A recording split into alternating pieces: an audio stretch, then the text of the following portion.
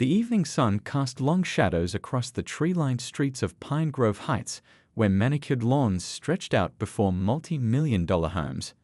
A sleek, midnight blue Tesla Model S glided silently along the winding road, its driver, a tall, lean teenager with a bright future ahead, carefully observing the speed limit. Alex had every reason to smile that evening. His perfect GPA had earned him interviews at top universities, and his parents had surprised him with the Tesla as an early graduation gift. The car's premium sound system played his favorite lo-fi beats as he headed home from his volunteer work at the local children's hospital. He'd made this drive countless times before, but tonight felt different. In his rearview mirror, red and blue lights suddenly flashed to life. Alex's heart rate picked up, but he remained calm. He'd been driving exactly 5 miles under the speed limit, just as his father had always taught him. Following proper procedure, Alex turned on his hazard lights, slowly pulled over to the side of the road, and placed both hands on the steering wheel where they could be clearly seen. The cruiser's spotlight swept through his car, its harsh beam reflecting off the Tesla's pristine interior. Through his side mirror, Alex watched the police officer approach. Officer Reynolds' face was set in stone, his hand resting near his holster, a detail that made Alex's mouth go dry. He'd seen this look before, but never thought he'd experience it in his own neighborhood, where his family had lived for the past decade. License and registration, Officer Reynolds barked before Alex could even lower his window completely. The teen noticed how the officer's eyes narrowed at the sight of the luxury vehicle. "Good evening, officer," Alex replied politely, his voice steady despite his racing heart. "May I reach for my documents? They're in the glove compartment and my wallet." Without waiting for a response, Officer Reynolds snapped, "Step out of the vehicle." Alex's confusion showed on his face. "Sir, I don't understand. Have I done something wrong?" This vehicle was reported stolen in the area, Officer Reynolds claimed, though no such report existed. "Exit the vehicle now, hands where I can see them." The situation escalated quickly. Despite Alex calmly explaining that this was his graduation gift, showing the registration in his family's name, and offering to call his parents to confirm, Officer Reynolds wasn't listening. The officer's voice grew louder, his commands more aggressive, drawing the attention of nearby residents who began to gather on their front lawns. Mrs. Chen from next door recognized Alex immediately and started recording with her phone. Mr. Patel from across the street stepped closer, concern etched on his face as he watched the teenager he'd known since elementary school being forced to kneel on the pavement. "That's Dr. Richardson's son," Mrs. Chen called out, her voice shaking with disbelief. "He lives right here." But Officer Reynolds was already reaching for his handcuffs. The metal clicked cold against Alex's wrists as neighbors' voices rose in protest. The teen's planned college scholarship interview for the following morning seemed to slip further away with each passing second. As Alex was led to the patrol car, he caught sight of his reflection in the window. The honor student, hospital volunteer, and coding club president was now being treated like a criminal in front of the very community that had watched him grow up. His father's words from years ago echoed in his mind. "No matter what happens, maintain your dignity. Your response to injustice says more about your character than the injustice itself." Little did Officer Reynolds know that this arrest would set in motion a chain of events that would not only challenge his own deep-seated prejudices, but would eventually transform an entire police department's approach to community relations. But for now, Alex sat silently in the back of the patrol car, watching his Tesla, a symbol of his achievements, grow smaller in the distance as neighbors frantically dialed his parents' numbers. The sun had fully set now, casting the neighborhood in shadows, but the light from Mrs. Chen's phone continued to record, capturing every moment of an incident that would soon capture national attention, not for its tragic beginning, but for its unexpected and transformative conclusion. The fluorescent lights of Pine Grove Police Station buzzed overhead as Alex sat on a cold metal bench, still trying to process how his evening had gone so wrong. His wrists were sore from the tight handcuffs, but it was the weight of missed opportunities that truly hurt. In less than 12 hours, he was supposed to be interviewing for a prestigious scholarship at Bennett University, a chance that now seemed to be slipping away. Meanwhile, across town at Central Hospital, Dr. Richardson was just finishing a complex neurosurgery when his phone lit up with multiple messages. The head surgeon's steady hands never wavered as he completed the final sutures, unaware that his world was about to shift dramatically. It wasn't until he stepped out of the operating room, peeling off his surgical gloves, that he finally saw the flood of texts and calls from neighbors. The video Mrs. Chen had recorded was already spreading across local social media groups. People who had watched Alex grow up, seen him shovel their driveways in winter and tutor their kids in math, were sharing it with increasingly angry comments. The local news had picked up the story, but their initial headline read, "Luxury vehicle stop leads to arrest in affluent neighborhood." At the police station, Officer Reynolds was filling out paperwork, his jaw clenched. The teenager's perfectly legitimate registration and insurance documents lay on his desk, along with a clean background check that showed nothing but academic achievements and community service. Still, he wasn't ready to admit his mistake. The station's front desk officer kept glancing uncomfortably at Alex, who maintained his composure despite his situation. She had kids of her own and couldn't help but notice how the young man's dress shirt was now wrinkled from the arrest, his college interview clothes ruined for tomorrow. When Dr. Richardson walked through the station doors, the atmosphere changed instantly. He wasn't storming in or yelling as many had expected. Instead, he carried himself with the same careful precision he used in the operating room. The front desk officer recognized him immediately. He had saved her mother's life last year during emergency surgery. "I'm here for my son," Dr. Richardson said quietly, his voice carrying the weight of countless similar situations he'd heard about but hoped would never touch his family. "I understand Officer Reynolds is handling his case." The next few minutes were a blur of activity. The police captain, who had been called in specifically for this situation, emerged from his office looking grave. He'd watched the body cam footage and Mrs. Chen's video, and the contrast between Officer Reynolds' report and the visual evidence was striking.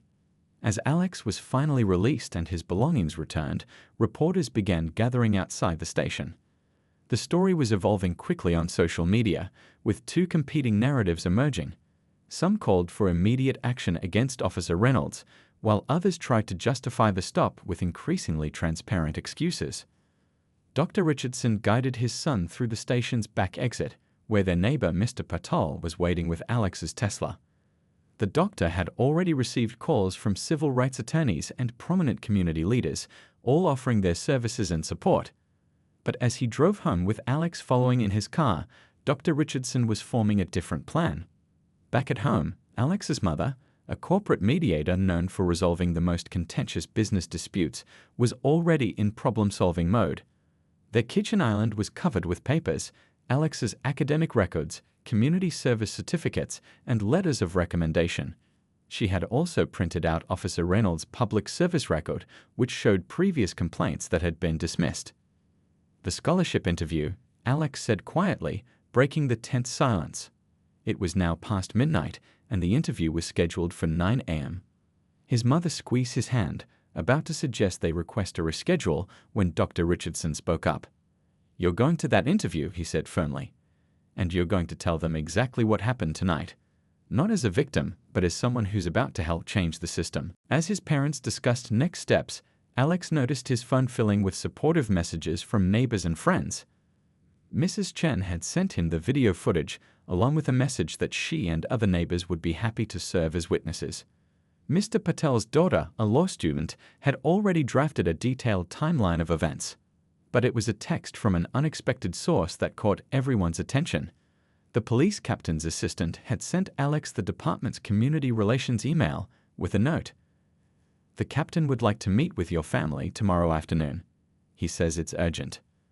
Dr. Richardson read the message over his son's shoulder, and a thoughtful expression crossed his face. Years of handling critical situations in the operating room had taught him that the most effective solutions often come from getting all parties to see the human side of a problem. Looking at his son's determined face, still composed despite everything that had happened, he began to formulate an approach that would surprise everyone involved. As the family finally headed to bed in the early hours of the morning, none of them could have predicted how their response to this injustice would reshape not just their community, but police departments across the country. The next few days would prove that sometimes the most powerful changes come not from reaction, but from carefully planned response. The morning sun streamed through the windows of Bennett University's admissions office as Alex sat across from the scholarship committee. Dark circles under his eyes betrayed his sleepless night, but his voice remained steady as he recounted the previous evening's events. The committee members exchanged glances, their expressions shifting from concern to admiration as Alex explained how he maintained his composure throughout the ordeal. "And what do you plan to do about this situation?" asked the committee chair, leaning forward with genuine interest. "My father always says that real change happens when we choose understanding over anger," Alex replied, sharing the conversation from earlier that morning. The committee's surprise was evident. They'd clearly expected to hear about lawsuits and demands for justice. Meanwhile, back at the Richardson home, Dr. Richardson sat in his home office, staring at the business cards spread across his desk. Top civil rights attorneys, media consultants, and community activists had all reached out, each presenting their own aggressive strategy for handling the situation. His phone buzzed constantly with messages from colleagues offering support and sharing their own stories of similar experiences. But the doctor's mind kept returning to a moment from his past. 20 years ago, as a young resident, he'd encountered a critically injured patient who'd been in a terrible accident. The patient turned out to be the same person who'd discriminated against him at a hospital conference the previous month. In that moment, Dr. Richardson had to choose between letting his resentment affect his care or seeing the human being beneath the prejudice. His decision to provide exceptional care had not only saved a life, but had transformed the patient's entire worldview. Standing up from his desk, Dr. Richardson walked to the window. Outside, news vans lined their quiet street. Reporters camped out on the sidewalk, hoping to catch a statement from the family. Social media was ablaze with opinions, the incident becoming another flashpoint in an ongoing national conversation. His wife entered the office, carrying 2 cups of coffee. As a professional mediator, she'd spent her career bringing opposing sides together, finding common ground in seemingly impossible situations. "You've got that look," she said, recognizing her husband's expression from countless surgeries where he'd found an unexpected solution to a complex problem. "I want to meet with Officer Reynolds," Dr. Richardson said quietly. "Not in a conference room full of lawyers, not with cameras rolling, just a conversation between 2 people." His wife set down the coffee cups. "You want to talk to the man who handcuffed our son?" "I want to understand him," Dr. Richardson replied.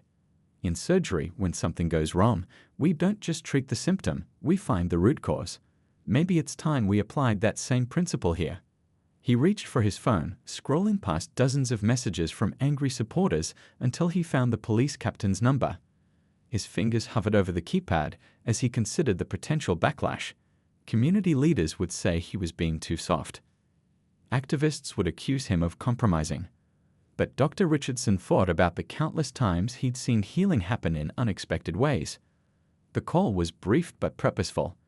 The police captain, expecting demands or threats, was caught off guard by Dr. Richardson's request for a private meeting with Officer Reynolds. "No lawyers, no press, no recordings," the doctor specified. "Just a conversation."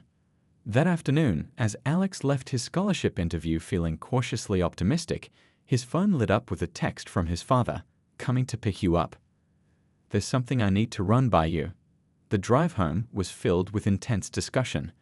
Dr. Richardson shared his plan with his son, watching carefully for his reaction. Alex was quiet for a long moment, processing the unexpected approach. "You really think this could work?" he finally asked. "I think we have a choice," his father replied. "We can add our story to the growing list of similar incidents, or we can try something different. Sometimes the most powerful response to prejudice is to refuse to let it shape who we are or how we react." As they pulled into their driveway, navigating past the news vans, Alex noticed Officer Reynolds' personnel file still sitting on the kitchen counter. Instead of complaints and disciplinary actions, his father wanted to look for understanding. It seemed almost impossible, yet something about the approach felt right. The family spent the evening together, fine-tuning Dr. Richardson's approach. His wife contributed her expertise in mediation, while Alex offered insights from his generation's perspective on social change. They ordered takeout from their favorite local restaurant, the delivery person having to work their way past reporters to reach the door. Just before midnight, Dr. Richardson's phone buzzed with a message from the police captain. Officer Reynolds had agreed to the meeting, though the captain noted he seemed skeptical of the doctor's intentions. The meeting was set for the following morning. As Dr. Richardson prepared for bed, he caught a glimpse of his surgical scrubs hanging in the closet. Tomorrow, instead of operating on brains, he would attempt something equally delicate, trying to understand and possibly transform a mind set in its ways. The outcome was uncertain, but just as in surgery, he knew that the most challenging procedures often led to the most remarkable recoveries. The last thing he did before turning in was check on Alex, who was already asleep. The college acceptance letters on his wall and the Tesla key fob on his desk were reminders of all his son had achieved. Tomorrow's meeting wasn't just about addressing one incident, it was about creating a future where success and safety weren't limited by prejudice. As he closed Alex's door, Dr. Richardson felt a deep sense of purpose. Sometimes the hardest choice is not in deciding what to fight against, but in choosing what to fight for.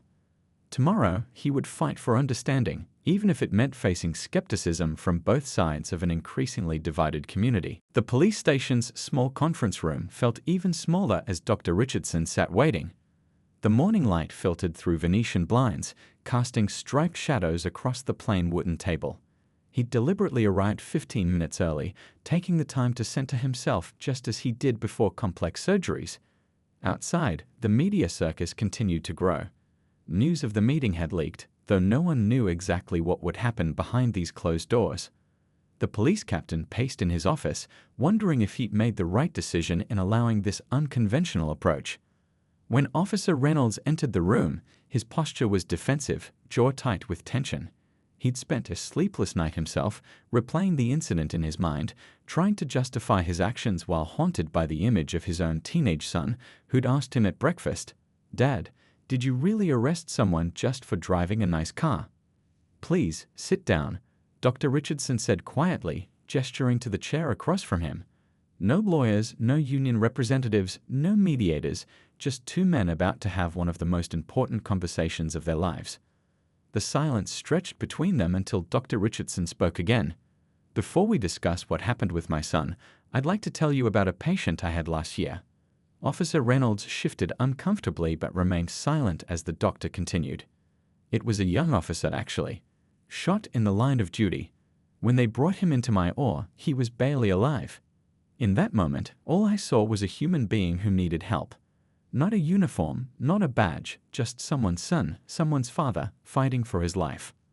Officer Reynolds' expression flickered with recognition. He'd visited that officer in the hospital, seen the miracle of his recovery. "That was you?" he asked, his voice barely above a whisper. 27 hours of surgery, Dr. Richardson nodded. "I'd fought for his life because every life has value. Just like every person deserves the benefit of doubt, something my son wasn't given that night." The conversation that followed was raw and honest. Dr. Richardson shared stories of his own experiences with prejudice, the patients who'd requested different doctors, the neighbors who'd called security on him in his own hospital parking lot, the times he'd been pulled over for driving his luxury car in the wrong neighborhood. But instead of accusation, each story was presented as a bridge of understanding. "I'm not here to shame you," Dr. Richardson explained. "I'm here because I believe that change is possible, but it has to start with honest conversation." Slowly, Officer Reynolds' defensive posture began to soften. He talked about his 20 years on the force, the good and the bad. He spoke about the fear that sometimes clouded his judgment, the split-second decisions that could go wrong, and yes, the unconscious biases he'd never fully confronted. "Your son," Officer Reynolds said, his voice cracking slightly. "He acted more professionally than I did. The whole time, even as I was, he couldn't finish the sentence." "He's been taught his whole life how to handle those situations," Dr. Richardson replied. "But shouldn't we work toward a future where he doesn't have to?" The doctor then pulled out a folder, and Officer Reynolds tensed, expecting a lawsuit. Instead, he found a proposal, a draft of a community police partnership program. Dr. Richardson had spent his early morning hours outlining a plan that would bring officers into the hospital to shadow medical professionals, learning about split-second decisions in a different context, while medical staff would learn about police procedures and challenges. In MyOR, we have a system of checks and balances, Dr. Richardson explained. Before any major decision, we pause, we verify, we communicate. Lives depend on it. Maybe some of these principles could be adapted for police work. Officer Reynolds studied the proposal, his police training kicking in as he noticed potential practical applications. This could actually work, he said slowly. But why? Why offer this instead of pressing charges or filing complaints? Dr. Richardson leaned forward, his expression earnest. Because punishment doesn't change hearts. Understanding does. My son didn't just lose a scholarship interview that night, he lost a piece of his faith in the system. But maybe we can use this moment to build something better. As their conversation continued, the police captain watched through his office window, amazed at the transformation taking place. What had started as a potential crisis was evolving into an unexpected opportunity for real change. By the time they emerged from the conference room 3 hours later, both men had been changed by the conversation. Officer Reynolds had tears in his eyes as he asked to personally apologize to Alex. Dr. Richardson's proposal had evolved with input from someone who understood the challenges from the other side. The media cameras clicked and whirred as the two men shook hands outside the station. Reporters called out questions, but neither man responded. Some things were too important, too personal for sound bites and headlines. That evening, as Dr. Richardson shared the details of the meeting with his family, Alex listened intently. "Do you think it will really make a difference?" he asked. His father smiled, remembering the moment Officer Reynolds had finally let his guard down and truly listened. "Change happens one conversation at a time, son. Today, we started one that might just keep another young person from going through what you did." The local news that night led with a different kind of story, not one of conflict and division, but of potential transformation. The image of the doctor and the officer shaking hands would become a symbol of what was possible when people chose understanding over anger, dialogue over division. 2 months after the incident, the hospital's conference room buzzed with an unusual mix of people. Police officers sat beside doctors, nurses next to patrol surgeons, all watching as Dr. Richardson and Officer Reynolds stood at the front of the room. The unlikely partnership between these two men had given birth to what the local media was calling the Bridge Program. "In medicine, we have something called the golden hour," Dr. Richardson explained to the room. "It's the critical time period where our decisions can mean the difference between life and death." He clicked to the next slide, showing a split screen of an emergency room and a police encounter. On the streets, officers face similar critical moments. The question is, how can we make better decisions under pressure? Officer Reynolds stepped forward, his uniform pressed, but his demeanor markedly different from the man who'd made that fateful traffic stop. 2 months ago, I made a decision based on assumptions, he admitted to his fellow officers. I forgot to see the person in front of me. But thanks to this program, I'm learning to pause, assess, and respond rather than react. The program was surprisingly simple yet powerful. Police officers would spend time shadowing medical professionals, observing how they handled high-pressure situations through systematic approaches and clear communication. In return, medical staff would learn about law enforcement challenges through ride-alongs and scenario training. In one corner of the room sat Alex, now home from his first semester at college for the weekend. He watched with quiet pride as his father and Officer Reynolds demonstrated a role-playing exercise. The scholarship committee had been so impressed by his story and his vision for community change that they'd not only awarded him the scholarship, but had also provided seed funding for the program. After the presentation, a young officer raised her hand. "But how do we handle our fear? It's real out there." The room grew quiet, waiting for the response. Dr. Richardson nodded thoughtfully. "In surgery, fear is always present. The key is not eliminating it, but managing it. We create systems, double-check procedures, and most importantly, we communicate." He gestured to the hospital staff present. "Every person in this room has felt that fear. The difference is in how we channel it." The program's first practical session took place in the hospital's simulation center. Officers watched as medical teams demonstrated their timeout procedure, a mandatory pause before any major procedure to verify details and assess risks. Many officers took notes, seeing immediate applications to their street encounters. Later that week, during a ride-along, a veteran nurse gained new appreciation for the split-second decisions officers faced. "It's like triage," she observed, "but on the move and without backup right there." This understanding led to valuable discussions about adapting medical decision-making models for law enforcement. The local community began to notice subtle changes. Officers were taking that extra moment to assess situations. The hospital staff better understood the challenges of law enforcement. But the real breakthrough came during a routine traffic stop. An officer who'd been through the program pulled over a teenage driver for speeding. Instead of approaching with preconceptions, he remembered his hospital shadowing experience, how doctors gathered information before making diagnoses. The teen turned out to be rushing his younger sister to the emergency room. The officer ended up providing an escort to the hospital. Back in the program's weekly meeting, Officer Reynolds shared his own ongoing transformation. "Last month, I responded to a call about a suspicious person in a wealthy neighborhood," he told the group. "Before this program, I might have gone in hot. Instead, I remembered what we learned about patient assessment. Turns out it was a real estate agent preparing for an open house." Dr. Richardson watched from the back of the room as officers and medical staff broke into discussion groups. The program was evolving beyond its original scope, with participants adding their own insights and experiences. One group was developing a checklist system for traffic stops, similar to surgical safety checklists. Another was adapting emergency room communication protocols for crisis situations. Alex's role in the program had grown too. Between college classes, he helped develop a youth component, bringing high school students together with officers for open discussions about their experiences and fears. His own story became a case study in how a single incident could either divide a community or bring it together. One evening, as Dr. Richardson was leaving the hospital after a long surgery, he passed Officer Reynolds in the parking lot. The officer was just finishing his shift shadowing the emergency room staff. They stopped to chat, and Officer Reynolds shared something that made the doctor smile. "My son," the officer said, "he told me he's proud of the changes I'm making. That means everything." The two men stood there in the gathering dusk, no longer the doctor and the officer from that tense conference room meeting, but partners in something larger than themselves. The local news ran a follow-up story about the program's first quarter results. Complaints against officers were down, community trust was rising, and other departments were taking notice.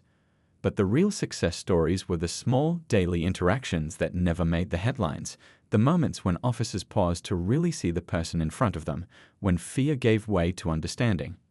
As the program entered its second quarter, applications from both police departments and hospitals in neighboring cities began to pour in.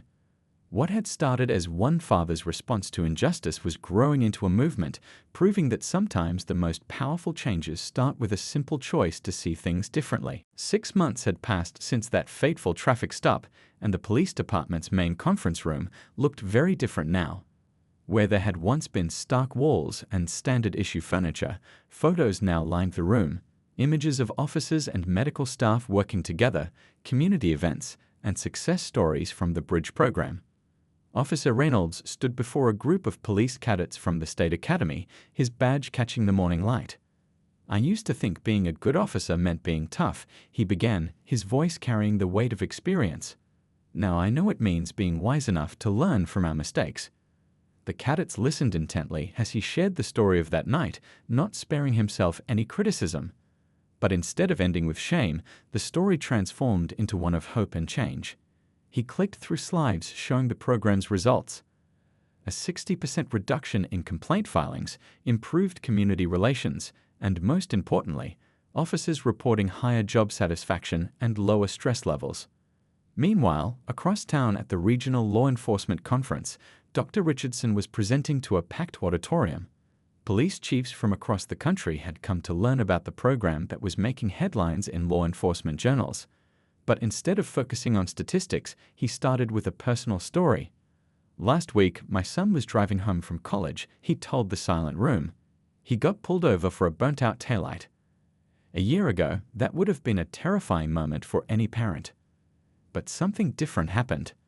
The officer approached with respect, explained the situation clearly, and even helped him change the bulb. That's the kind of change we're creating. The conference room erupted in discussion. Chiefs shared their own department's struggles with community trust. When Dr. Richardson mentioned that Officer Reynolds would be joining them later, there was visible surprise. The idea of a frontline officer openly discussing his mistakes and growth was revolutionary in law enforcement culture. Back at the local station, change was visible in small but significant ways. The break room now hosted regular informal meetings between officers and hospital staff. They shared stories, discussed challenges, and built relationships that extended beyond the program. One officer had even decided to volunteer at the hospital's children's ward during his off-duty hours. The program's influence reached beyond just police work. Emergency room doctors reported using techniques learned from police officers to better handle aggressive patients. Nurses incorporated de-escalation strategies from police training into their daily practice. The walls between these two crucial public service professions were slowly dissolving.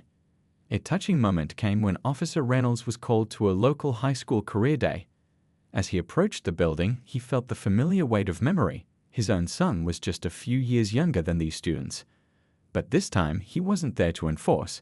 He was there to inspire.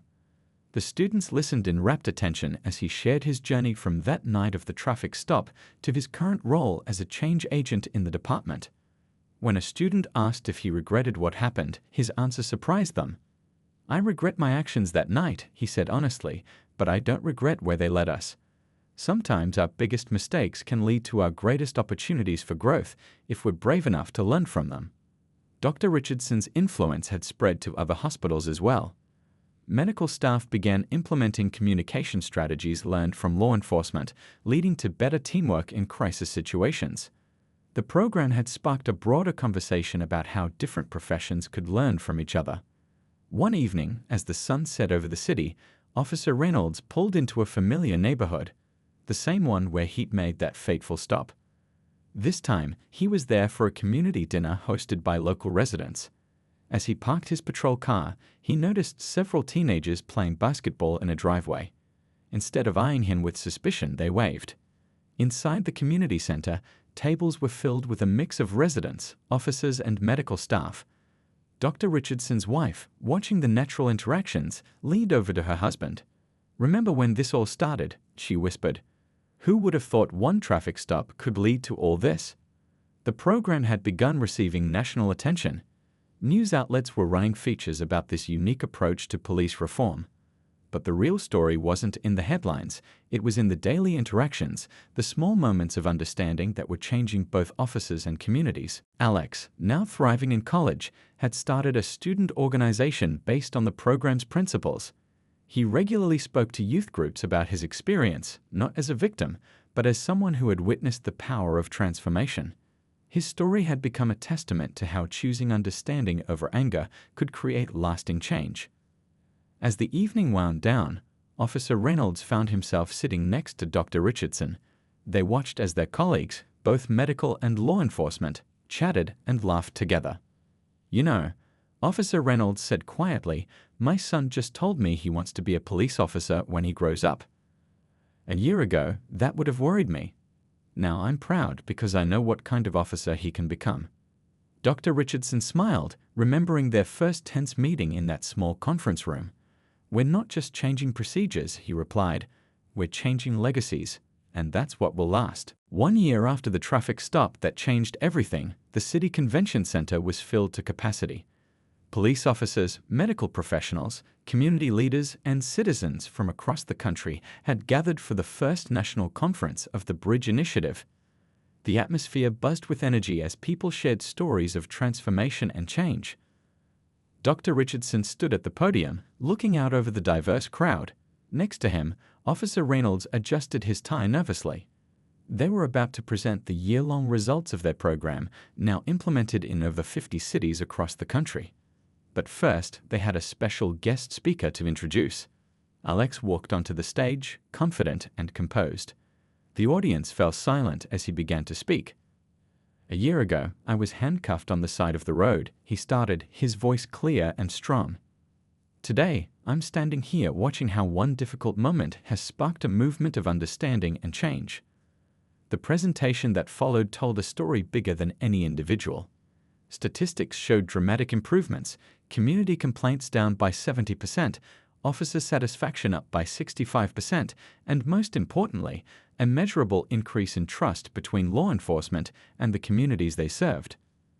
But the real power lay in the personal stories. A veteran officer from another state shared how the program had helped him recognize and overcome biases he didn't even know he had. A young doctor described how police de-escalation techniques had helped her handle difficult situations in the emergency room.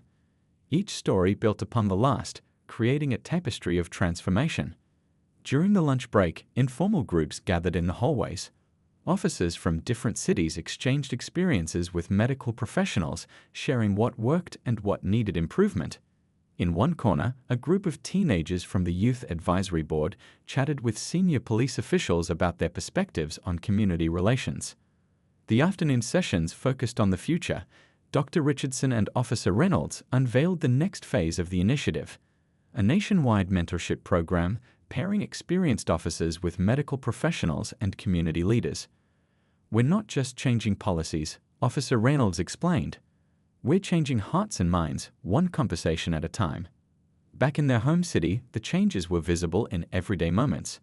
The police station's walls now displayed artwork from local schools, humanizing the space. Officers regularly attended community events not as security, but as participants. The hospital's emergency room had become a place where police officers felt comfortable stopping by, even when off duty, to chat with staff they'd come to know as friends. The local high school had incorporated elements of the program into its curriculum.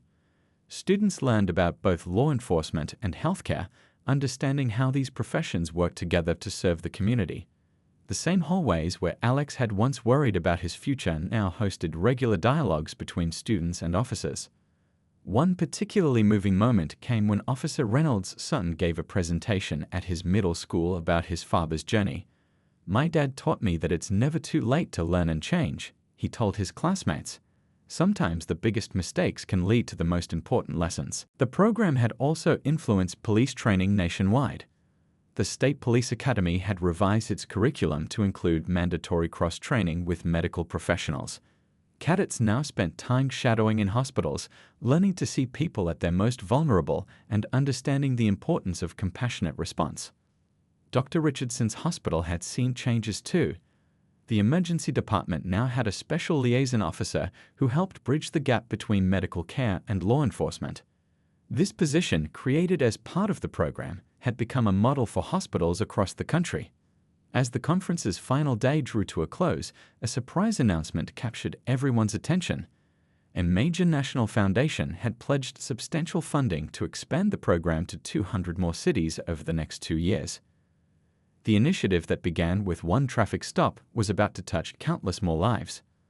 That evening, at a small dinner celebration, Dr. Richardson, his family, and Officer Reynolds sat together, reflecting on the year's journey.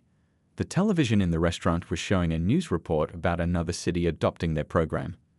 Alex's phone kept buzzing with messages from students at other colleges wanting to start similar initiatives on their campuses. "You know what the best part is?" Officer Reynolds said, watching the news coverage. "My rookie officers now can't imagine policing any other way. This isn't just a program anymore, it's becoming the standard."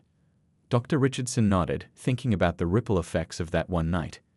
Change doesn't always come from grand gestures, he reflected. Sometimes it comes from choosing to see the humanity in each other, even in our hardest moments. As they left the restaurant, they passed a patrol car stopped at a traffic light.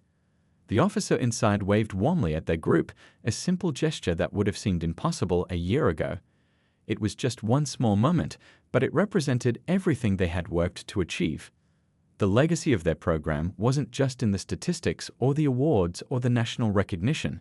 It was in these everyday moments, in the changed perceptions, the rebuilt trust, and the renewed hope for a future where understanding bridged the gaps between communities. Alex looked at his father and Officer Reynolds, now deep in conversation about their next initiative.